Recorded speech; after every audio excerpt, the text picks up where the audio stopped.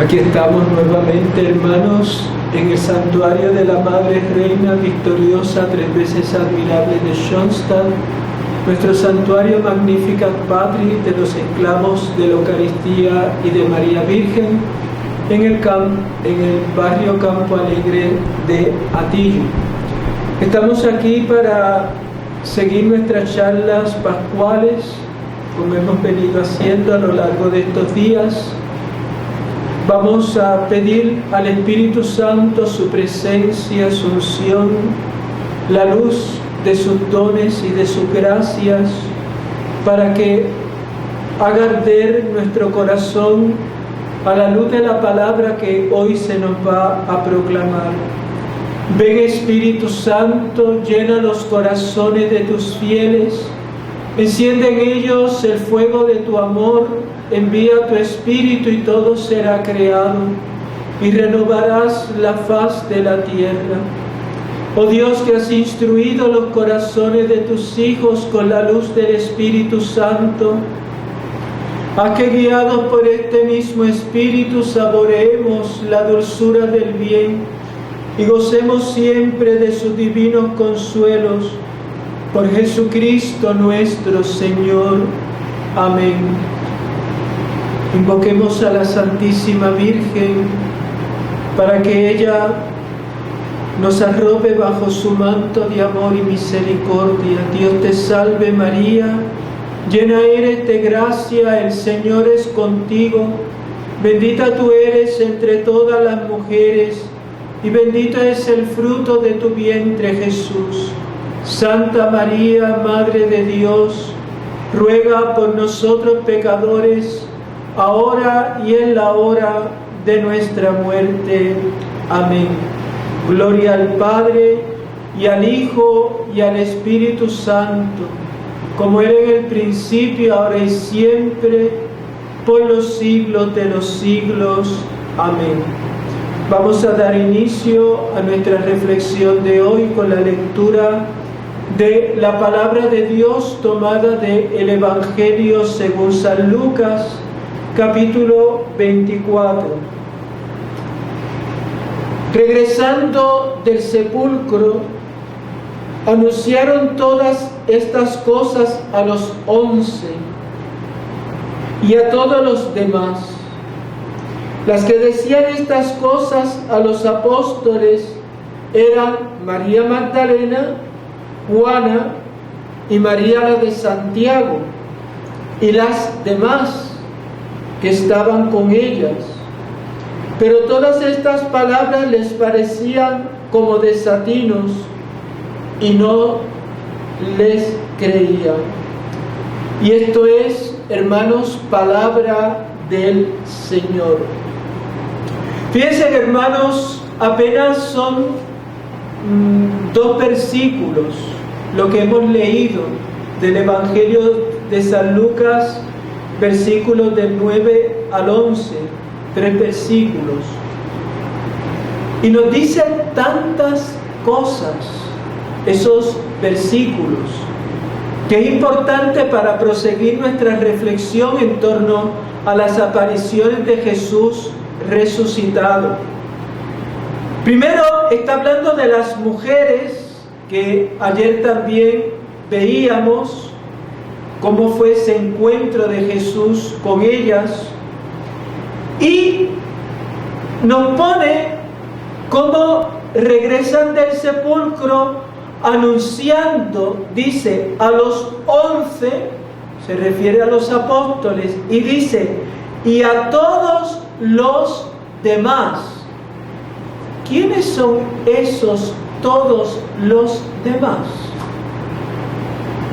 No pone nombres, pero lo que sí significa es que entre ellos están los discípulos de Emaús, Cleofás y ese otro discípulo que tampoco se nos dice el nombre.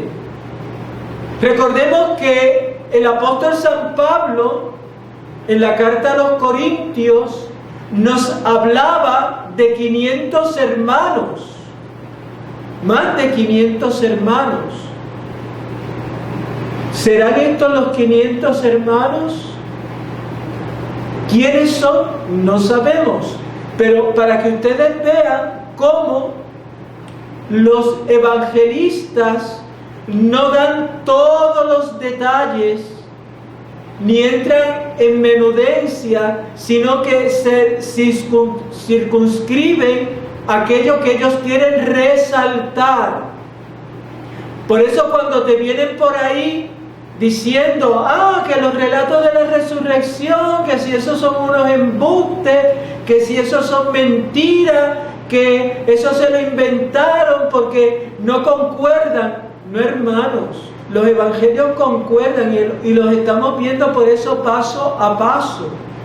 Pero por eso comencé nuestra reflexión días atrás, haciéndonos eco de las palabras del apóstol San Pablo en la carta a los Corintios, para que ustedes pudieran apreciar la manera en que se transmite la fe, que es lo que está aquí resaltado en el Evangelio. ¿Y cuáles son esos testigos de la fe? Pero ahí tenemos otro detalle insignificante que corre en el texto, que mucha gente no le hace caso, que nadie se pregunta, bueno, ¿y quiénes son todos los demás? Habla en plural.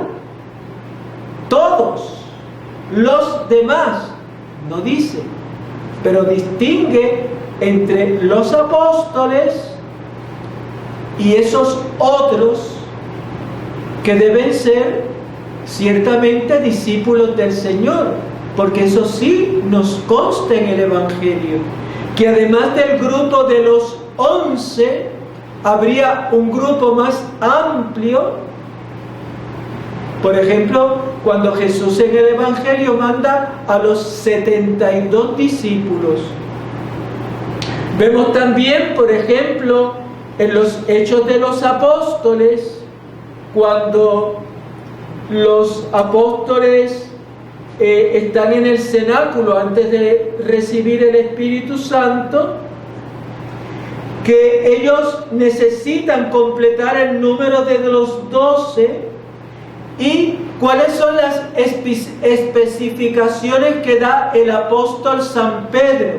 Si nosotros vamos a los Hechos de los Apóstoles, capítulo 1, versículo 21 y siguiente, ¿cuáles son las especificaciones para nombrar a ese nuevo integrante del grupo de los 12? Que hasta ese momento eran 11, porque Judas había muerto dentro de su traición, se había apartado. Dice, conviene pues que de entre los hombres que anduvieron con nosotros todo el tiempo que el Señor Jesús convivió con nosotros, por lo tanto hay otros, no dice nombres, otros que convivieron con nosotros, es decir, no pertenecían al grupo cerrado de los 12, pero sí tenían una convivencia, hacían vida, seguían a Jesús muy de cerca. A partir del bautismo de Juan hasta el día en que fue llevado, hasta el día en que nos fue llevado. Por lo tanto, hombres que estuvieron durante todo el ministerio público del Señor hasta el día de la ascensión. Eso es mucho tiempo. Son más de 3 años largos. Por lo tanto, mirando este texto de Lucas y mirando este texto de los Hechos, nos damos cuenta que hay un grupo de personas, en este caso habla de hombres, que están siguiendo al Señor. Y otro dato, dice, uno de ellos será constituido testigo con nosotros de su resurrección. Por lo tanto, testigos de la resurrección. Importante que hayan vivido, que hayan conocido a Jesús, que hayan escuchado, que hayan sido testigos de sus milagros, de su vida pública, pero sobre todo se va a integrar al grupo de los 11, que serían los 12 ya apóstoles, para que sean testigos de la resurrección. ¿Y por qué? Porque ese es el dato central de nuestra fe. Lo que el apóstol Pedro está diciendo en ese momento, recordándole a los demás apóstoles, es que mira, importante el que hayamos estado con Jesús, importante haber sido testigos de sus milagros, de sus palabras, de sus parábolas, de sus enseñanzas, pero lo más importante es que ha resucitado. Porque si no hubiera resucitado, todo lo demás, por muy hermoso que hubiera sido, no tiene sentido. Entonces, fíjense que dice, presentaron a 2. Entre todo ese grupo presentaron a 2. A José, llamado Barsabás, por sobrenombre Justo. Ya la palabra significa que lo tienen por hombre santo. Cuando la Biblia habla de San José, la palabra justo habla de santidad. Una persona justa es una persona santa. Por lo tanto, este José, llamado Barsabás, le tiene por sobrenombre Justo. Es conocido como un hombre santo.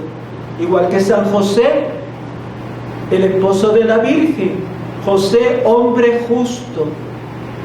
Bueno, aquí tenemos otro hombre justo, por eso le daban ese sobrenombre, ese era su apodo.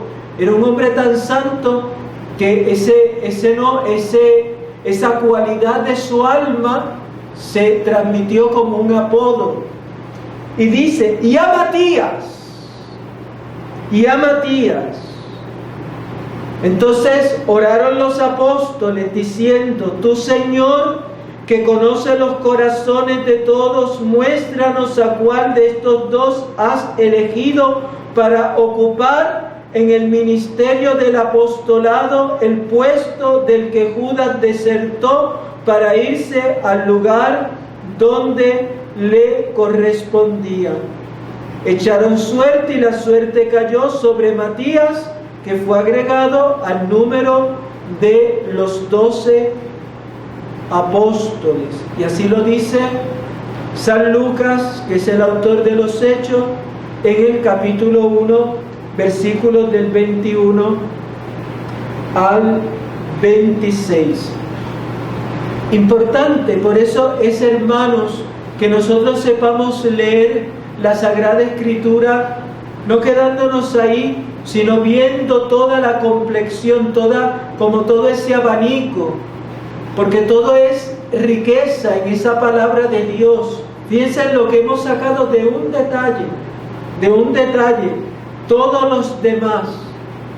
Pero aquí ese detalle es importante, como el que va a venir a continuación. Las que decían estas cosas, es decir, las que decían que el sepulcro estaba vacío, las que decían que lo habían visto resucitado, las que vinieron dando voces a los apóstoles, las que llamaron la atención a ellos, y aquí nombra, dice, eran María Magdalena. Fíjense que siempre María Magdalena tiene el primer lugar, la primacía. Era alguien a quien la comunidad cristiana reconocía que tenía una relación profunda con el Señor. A esta mujer la vamos a ver al pie de la cruz, la vamos a ver como hoy en una aparición especial a ella en el Evangelio. Aquí se la vuelve a mencionar, en todos los evangelios está mencionado María Magdalena. Segundo, dice Juana. Hasta este momento no nos habían hablado de Juana. Ayer veíamos a Salomé, hoy nos mencionan a Juana. Y María la de Santiago, y añade a continuación y las demás que estaban con ellas. ¿Entendieron? Y las demás que estaban con ella. Por lo tanto, tenemos un grupo de hombres, no dice cuántos, pero un grupo. Y ahora tenemos también, además de María Magdalena, de Salomé, de Juana, de María de Santiago, que también ayer la vimos, ahora aparece que hay otras mujeres. ¿Y quiénes son? ¿Se lo han preguntado ustedes alguna vez? Hermano, esto es para que ustedes vean que los evangelios nos ciñen a no curiosear, no entrar en curiosidad, sino que nos ciñen a enseñanzas, a lo central de esas enseñanzas y al testimonio de que ha resucitado el Señor. Lo que San Lucas quiere subrayar es que, como dice el apóstol Pablo en su primera carta a los Corintios, capítulo 15, además del grupo de los apóstoles, además de estas mujeres de las que sabemos sus nombres, porque nos lo han dicho expresamente los evangelios, hay otros que también fueron testigos ese día de Pascua, ese día de resurrección. Hay otros y otras que fueron testigos. Lo que San Pablo va a llamar los 500, más de 500 hermanos. O sea, que lo que tenemos en los evangelios es apenas nada. Pero el hecho de que sea apenas nada no quiere decir que no es lo suficiente y lo necesario que necesitamos saber en orden a lo más importante, que es que Cristo ha resucitado. Eso es lo importante. Entonces, y aquí encajamos, ¿verdad? Con lo de los apóstoles, la actitud, cómo fue la recepción de los apóstoles en ese primer momento. Dice Lucas 24:11, pero todas estas palabras les parecían desatinos y no les creían. O sea, desatino, una cosa desatinada, ay, mira, déjate de desatino, déjate de loqueras, déjate de estar diciendo sandeces. Eso no puede ser. O sea, una persona desatinada, una persona que no está en los cabales y está diciendo incongruencias. Esos son desatinos. No seas incongruentes, son. Pero para que ustedes vean el baño de realismo que marca a los apóstoles. Y cuando digo baño de realismo es que para ellos la crucifixión y la muerte del Señor fue algo tan real que ellos no pueden creer que haya resucitado. No pueden. Si nosotros nos vamos a Marcos 16:13, nos va a decir algo parecido. Dice, ellos volvieron a comunicárselo a los demás, pero tampoco creyeron a ellos. No le creyeron. No creyeron, dice en el versículo 11, no creyeron a las mujeres que habían visto, no creyeron. O sea, la testarudez que luego hemos visto, esa esclerocardía, esa dureza de corazón. Por lo tanto, tenemos que ese domingo de Pascua, después del encuentro de las mujeres, primero la tumba vacía, la aparición de los ángeles, el envío a los apóstoles. Vemos cómo María Magdalena se va, avisa a Pedro y a Juan. Pedro y Juan llegan a la tumba, también la ven vacía. Ahora viene, se queda María, las mujeres se han ido a avisar a los otros. Y todo eso va ocurriendo a la misma vez. Esa mañana de resurrección yo le llamo la mañana de las carreras. Todo el mundo está corriendo. Del cenáculo a la tumba, de la tumba al cenáculo. Todo el mundo está corriendo, todo el mundo está corriendo. ¿Por qué? Porque recuerden, no hay celulares, no hay noticiero. Todo esto tienen que ir a verlo para enterarse. A veces nosotros pensamos que los apóstoles tenían celulares y que así se comunicaban y que no, como hacemos nosotros, no, hermano. Yo puedo coger hoy un celular y preguntar, oye, ¿y cómo está ya lo de la pandemia? Ah, pues mira, está así, así, así, así, así. Ah, muy bien. ¿Y ustedes? Y preguntan del otro lado, ah, pues nosotros estamos así, así, así. Tenemos información al instante. En aquel momento la información es boca a boca, pero para confirmarla tenían que ir a los lugares. Y eso fue lo que pasó. Empezó el corre-corre y empezaron las experiencias. La primera experiencia, los ángeles. Los ángeles. Segunda experiencia ya, Jesús resucitado que empieza a manifestarse, como pone en la palabra griega, manifestarse. Empieza a darse a conocer nuevamente, ahora resucitado.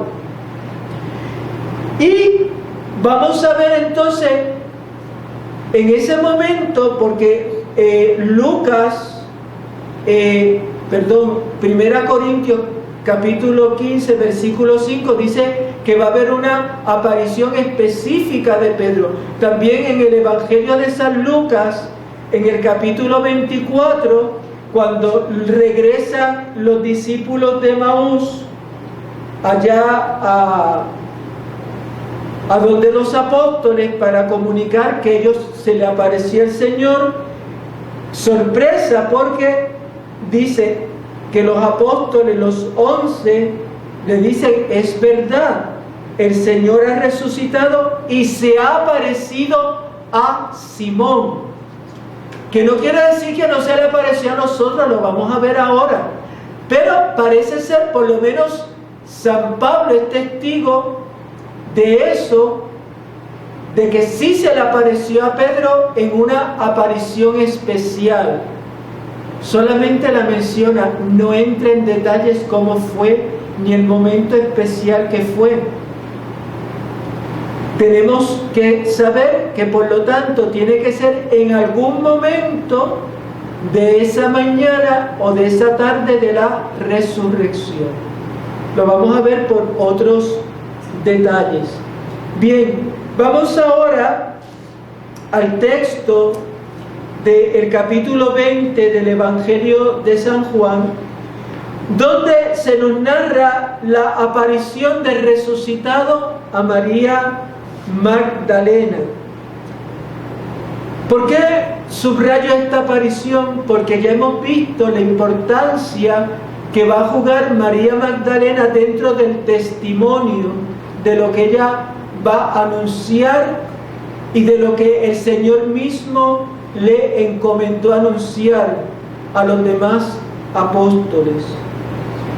Dice, estaba María junto al sepulcro. Fíjense que ella fue primero a anunciar a Pedro y a Juan. Juan y Pedro corren, ven la tumba vacía, ven enrollado, dijimos, dice el Evangelio, el sudario y la mortaja están colocados, las vendas están en el piso. Pedro y Juan se van. En ese momento puede que haya ocurrido la aparición a Pedro. Y María, que fue tuvo que regresar otra vez a la tumba, y es lo que nos está narrando ahora. Estaba María junto al sepulcro, fuera llorando. Todavía ella no ha visto al Señor. Fíjense que las otras mujeres que también por otro camino fueron a anunciar a los apóstoles que el Señor había resucitado, tuvieron su aparición, pero como María no se ha encontrado con ellas, bien. Y mientras lloraba, se inclinó hacia el sepulcro y ve dos ángeles de blanco sentados donde había estado el cuerpo de Jesús, uno a la cabecera y otro a los pies. Vemos entonces, las mujeres tienen aparición de ángeles, ven uno, María Magdalena ve dos. Lo importante es que sí hay una manifestación angélica en todo lo de las apariciones del Señor. Dícele ellos: mujer, ¿por qué lloras? Ella les respondió: porque se han llevado a mi Señor y no sé dónde le han puesto. Dicho esto, se volvió y vio a Jesús de pie, pero no sabía que era el Señor. Ya hemos visto cuál fue la última visión que María Magdalena tuvo de Jesús. Un Jesús totalmente desfigurado por la pasión. Lo que hemos visto en la sábana santa y lo que hemos visto en la película de la pasión de Mel Gibson, pudimos ver cómo el Señor quedó totalmente desfigurado. Por lo tanto, ella no le va a conocer, porque la última impresión, el último recuerdo del Señor fue destrozado. Y recuerden, ella no está allí porque piensa que Él ha resucitado, ella está llorando, o sea, no está, ay, qué bueno, estoy aquí porque está la tumba vacía, quiere decir que resucitó. No, está llorando. Ella todavía está pensando que es que se lo robaron. Se lo dice incluso a los ángeles. Dicho esto, se volvió, ve a Jesús de pie, pero no sabía que era Jesús. Le dice Jesús: mujer, ¿por qué lloras? ¿A quién buscas? Ella, pensando que era el encargado del huerto, le dice: Señor, si tú te lo has llevado, dime dónde lo has puesto y yo me lo llevaré. Y es un detalle importante, hermanos. Dos cosas. ¿Dónde estaba el sepulcro? En un jardín, en un huerto. ¿Dónde está María Magdalena? En un huerto. ¿Qué hace? Llorando. Y aquí hay un paralelo con el libro del Génesis y la desgracia del pecado de Adán. María es esa mujer que llora, como lloraron nuestros primeros padres cuando fueron sacados del paraíso. Hay un paralelismo entre ese huerto y el jardín del Edén, de donde fueron desterrados nuestros padres. Entonces, fíjense: mujer, ¿por qué lloras? ¿A quién busca? Y ella le dice: Señor, si tú te lo has llevado, es decir, si tú te lo has robado, diciéndolo en español, en blanco y negro, si tú te lo has robado, dime dónde lo has puesto, dónde lo has escondido, y yo me lo llevaré. Por lo tanto, ella, y esto es importante para lo próximo que vamos a decir, ella quiere a Jesús, pero lo quiere para ella. Para ella. Se quiere apropiar de Jesús. Y ahí es donde viene.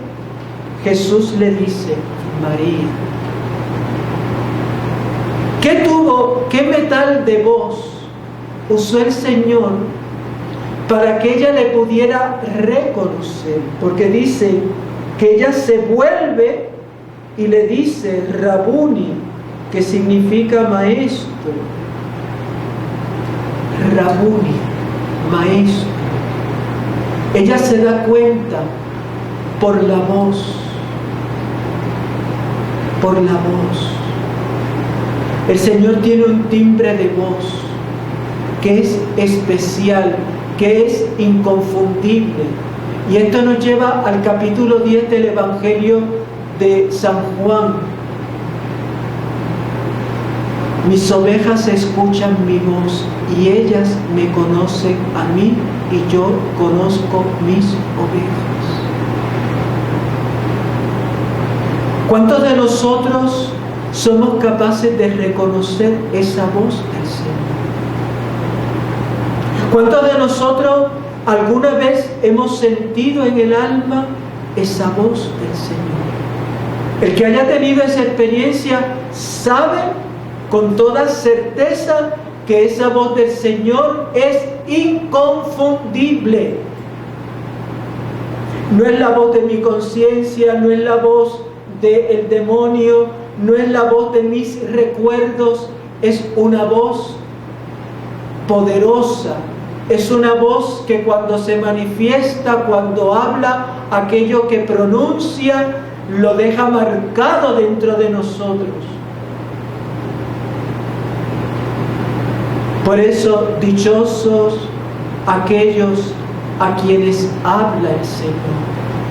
Y por eso la invitación del salmista: si hoy escucháis su voz, no endurezcáis el corazón. Cuando el demonio nos engaña, ¿cómo no lo sabe? Porque se crea en nosotros una aprensión, una inquietud, algo que como que nos hace sentir que eso, aunque es bonito, aunque suena bien, pero como que no es de Dios. Sin embargo, cuando el Señor habla, nos provoca inmediatamente una reacción contraria. Sentimos la certeza de que quien nos está hablando es el mismo Jesús, que no es otro, que es el Señor. Es el Señor. Y fíjense que lo hace pronunciando su nombre. Pronunciando su nombre. María. A mí me da mucha devoción porque estoy segurísimo que si esto lo hizo el Señor con María Magdalena, que nos ha dicho el evangelista San Marcos, de la que Jesús sacó 7 demonios, y pronunció su nombre con tanto amor, con tanto afecto, ¿cómo fue cuando Jesús dijo ese mismo nombre pero a su madre? Y le dijo María. O le dijo como le ha dicho en todo el Nuevo Testamento, mujer. ¿Cómo sería para la Santísima Virgen escuchar otra vez ese timbre de voz de nuestro Señor Jesucristo?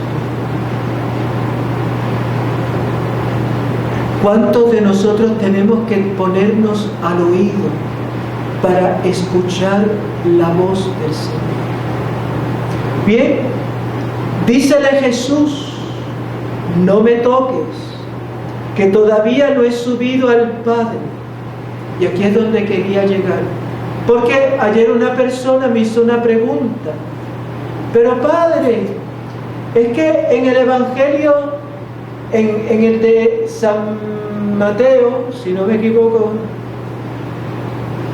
las mujeres se abrazan a los pies de Jesús, y aquí el Señor le dice a María Magdalena: no le toque, como que hay una contradicción. Hermanos, vuelvo a lo mismo, porque nosotros en español no apreciamos los matices que están en las palabras originales del texto griego.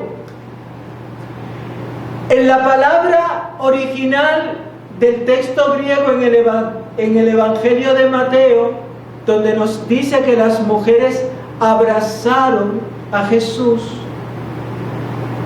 Es una palabra que denota adoración. Es una palabra de afecto, que aquellas mujeres se abrazaron a los pies de Jesús afectuosamente.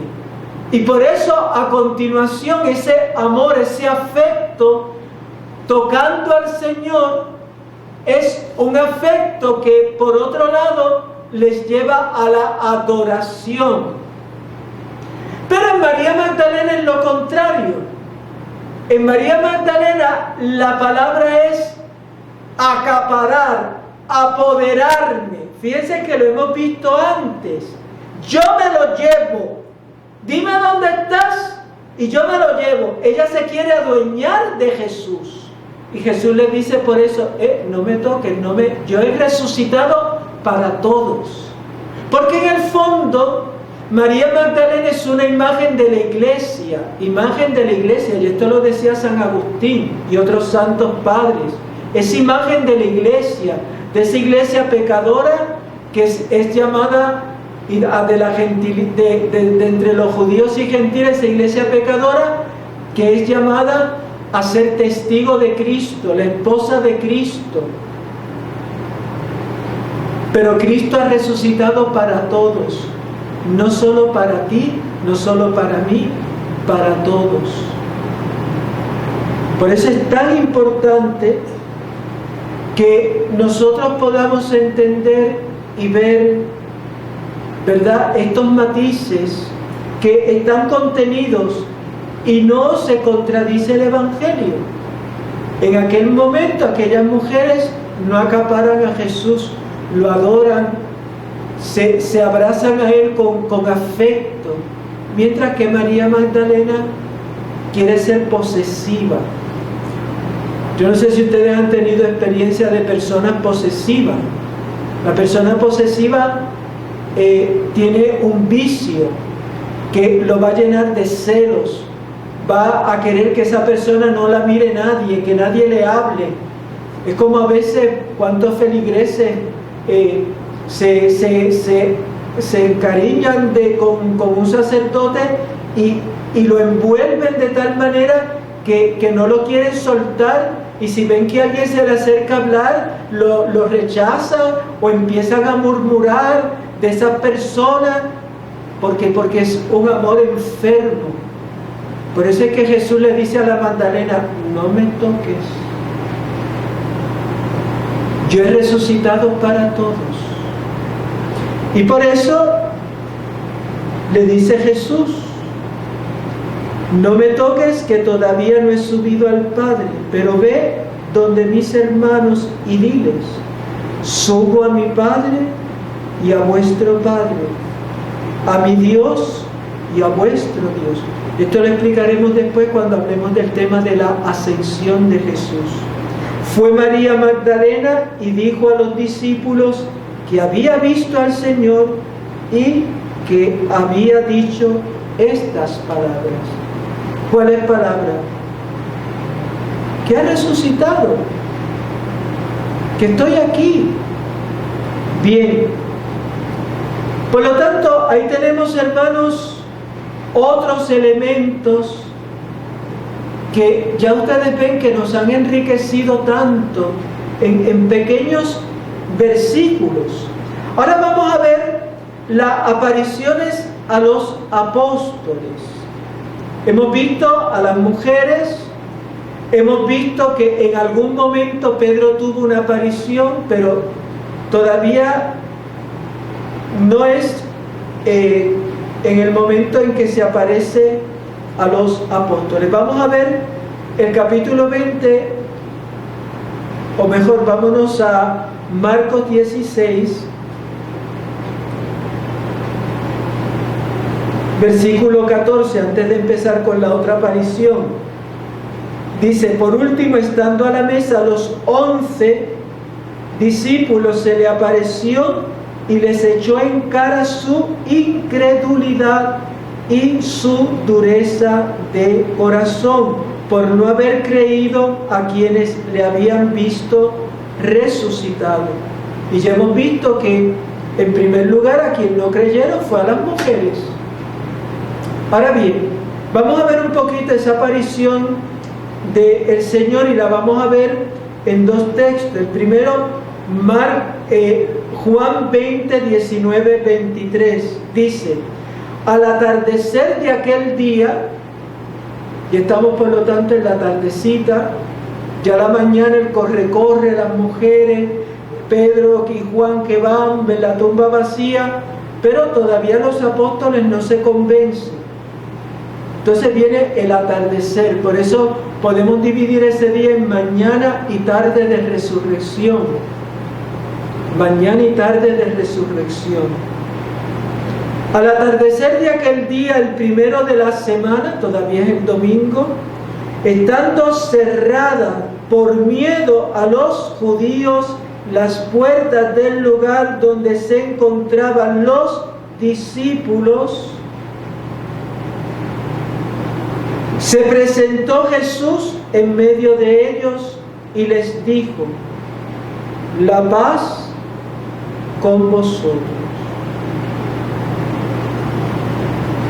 Importante, estando cerradas las puertas del lugar.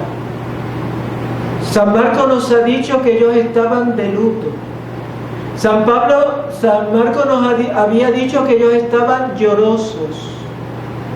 Ellos estaban de duelo. Un duelo que fue interrumpido por unas mujeres caprichosas diciendo que habían visto ángeles y que habían visto al Señor, que la tumba estaba vacía. Es cierto, porque Pedro y Juan fueron, pero no vieron al Señor. Y ahora, cuando ellos menos lo esperan, Jesús aparece y les dice: la paz con vosotros. Shalom.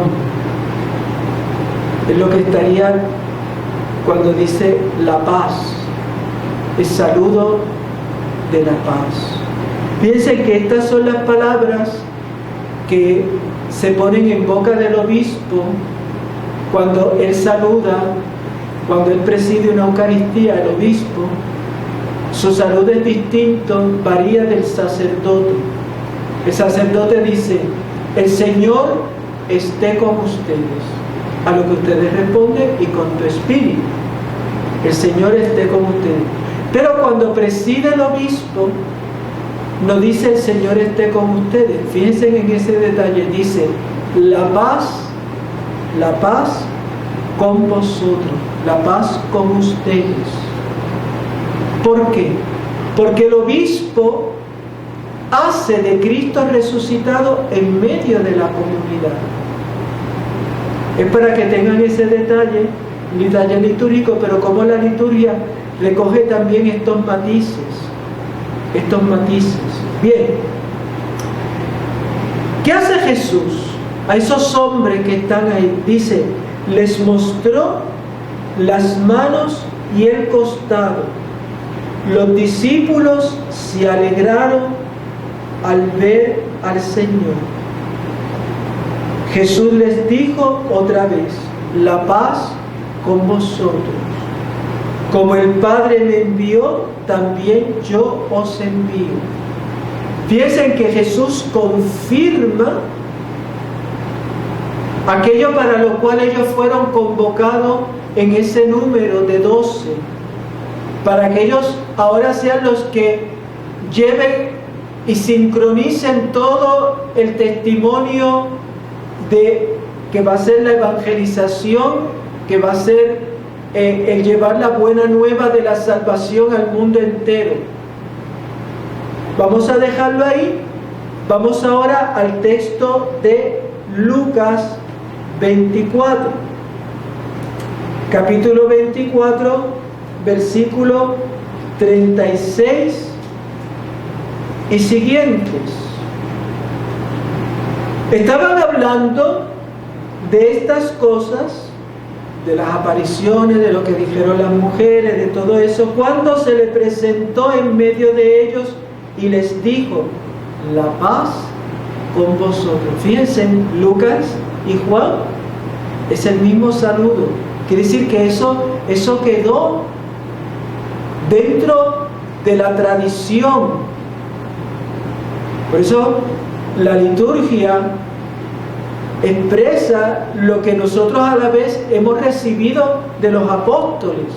Por eso ese saludo, como fue dirigido a los apóstoles, y donde hoy continúa la sucesión apostólica, continúa precisamente en los obispos. Y por eso es que el obispo, su saludo es distinto, es el mismo saludo de Cristo resucitado: la paz con ustedes, la paz con vosotros. Sobresaltados y asustados, este es un detalle que no lo dice San Juan, sobresaltados y asustados. Ay, Dios mío, cuánta gente, cuántos cristianos nosotros tenemos así, que viven de sustos. ¿Por qué? ¿Por qué se sobresaltaron y estaban asustados? Creían ver un espíritu, creían ver un fantasma, creían que aquello era la materialización de una cosa que no era real. Volvemos al realismo de los apóstoles, a la experiencia realista de aquella mentalidad. Ellos habían visto a un Cristo muerto, imposible que estuviera vivo. Sigue, pero Él les dijo: ¿por qué os turbáis? ¿Y por qué se suscitan dudas en vuestro corazón? Ya hemos visto en el Evangelio de Marcos cómo Jesús les reprocha aquella esclerocardía, dureza de corazón, incredulidad y dureza de corazón. Y aquí vuelve a lo mismo, y Jesús le hace esta pregunta: ¿por qué se suscitan dudas en vuestro corazón? Y aquí viene: mirad mis manos y mis pies. ¿Qué había en las manos y en los pies del Señor? Los estigmas de la pasión. Su cuerpo era un cuerpo glorioso, pero era un cuerpo que estaba sellado con unas señales que van a quedar para siempre, para siempre. Y son las señales de su pasión. ¿Y qué son esas señales de su pasión? Significa todo lo que Jesús estuvo dispuesto a dar por nosotros. Todo lo que significó para nosotros o para el Señor el amor que nos tenía. Significa todo lo que para Jesús era la voluntad de su Padre.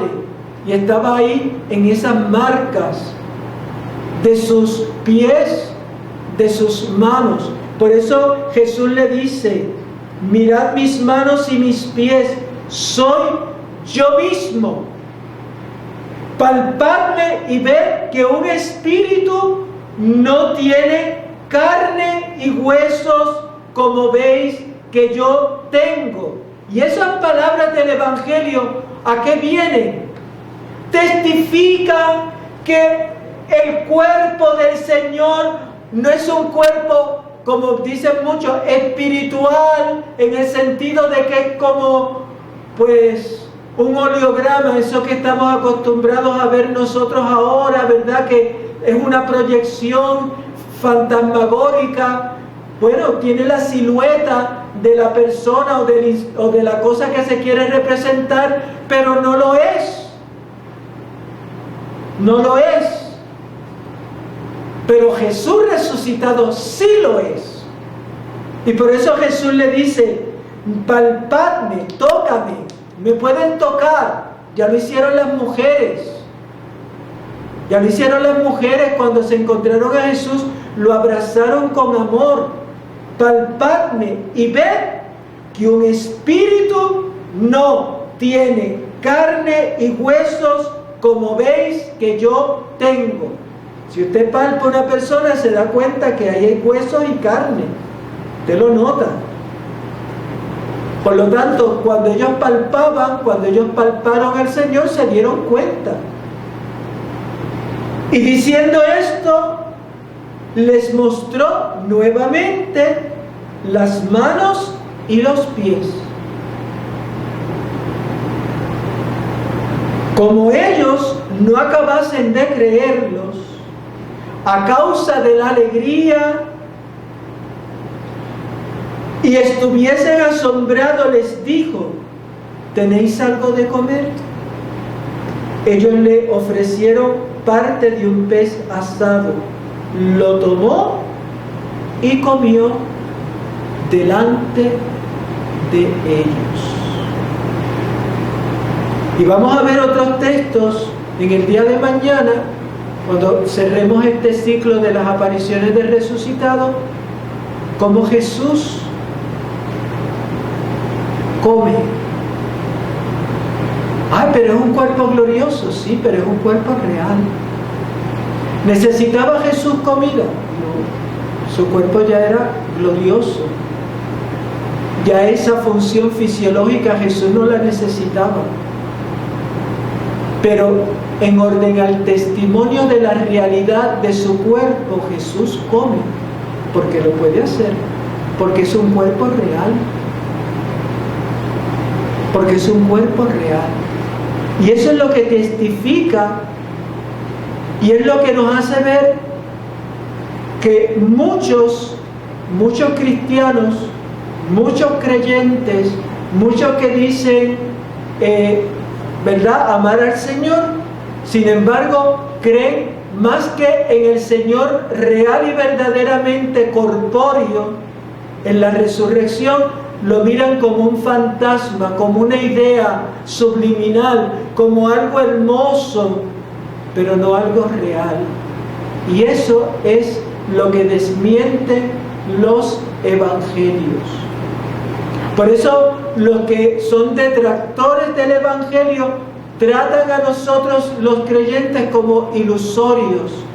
Ay, ustedes creen cuentos de viejas. Nosotros no creemos en cuentos de viejas. No necesitamos viejas para creer.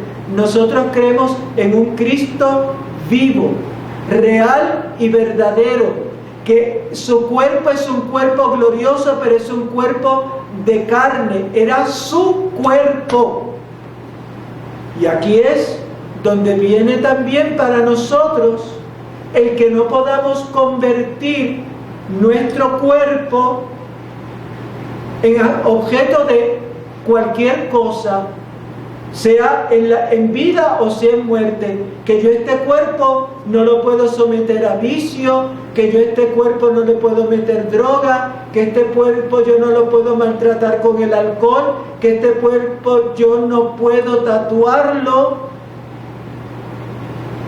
Ah, pero es que los tatuajes, miren, los tatuajes, usted puede estar sembrado de tatuajes de arriba abajo, pero recuerde que su cuerpo es templo del Espíritu Santo, que usted, ese cuerpo no le pertenece a usted, es de Cristo.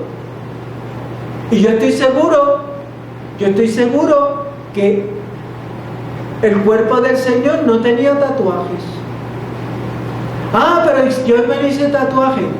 Mira, en un momento en que tú no conocías a Cristo, hiciste todo eso. Pero eso te va a recordar, te va a acompañar toda la vida, de que en tu vida hubo un antes y un después. Que hubo un tiempo de ignorancia en que cuando tú no conocías a Cristo, tu cuerpo lo convertiste en todas esas cosas. Pero después que conociste a Cristo, tu cuerpo también tiene que ser como el del Señor. Pues bien, hermanos, lo dejamos ahí. Ya mañana, con el favor de Dios, terminamos este ciclo de las apariciones del resucitado. Ojalá que no nos pase como dice el Evangelio, que nosotros se nos endurece el corazón, nos da esa dureza que nos impide creer. Terminamos como siempre haciendo nuestra oración. La tomamos de las oraciones del Hacia el Padre, del Padre José Kenteny, fundador de nuestra familia de Schoenstatt. Y dice así: Padre, Hágase en cada instante lo que para nosotros tienes previsto. Guíanos según tus sabios planes y se cumpla nuestro único anhelo. El ideal para el cual tu amor nos creó esté presente ante nuestros ojos y plasme íntegra nuestra vida. Por él lucharemos con todas las fuerzas. Danos, Padre, arder como un fuego vigoroso, marchar con alegría hacia los pueblos y combatiendo como testigos de la redención, guiarlos jubilosamente a la Santísima Trinidad. Que Dios les bendiga.